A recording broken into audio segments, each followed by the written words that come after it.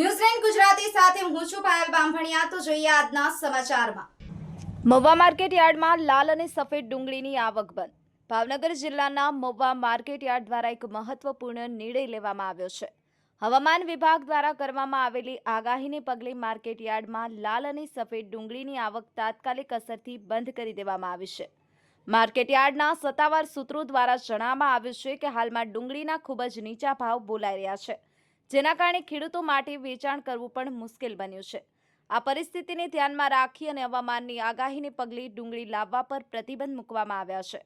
આ પ્રતિબંધ જ્યાં સુધી માર્કેટ યાર્ડ દ્વારા નવી સૂચના આપવામાં ન આવે ત્યાં સુધી અમલમાં રહેશે।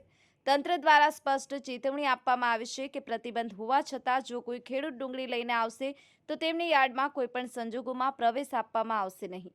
આ ઉપરાંત માર્કેટ યાર્ડ તંત્ર દ્વારા અન્ય જણસી લાવતા ખેડૂતોને પણ પોતાની જણસી ઢાંકી અને લાવવા માટે અનુરોધ કરવામાં આવ્યો છે, જેથી કરી અને હવામાનની અસરથી પાકને બચાવી શકાય। મહુવા માર્કેટ યાર્ડના નિર્ણયથી ડુંગળી પકવતા ખેડૂતોને થોડી મુશ્કેલીનો સામનો કરવો પડી શકે છે, પરંતુ માર્કેટ યાર્ડ તંત્રનું માનવું છે કે આ પગલું ખેડૂતોના હિતમાં લેવામાં આવ્યું છે। ન્યૂઝલેન્ડ ગુજરાતી, ભાવનગર।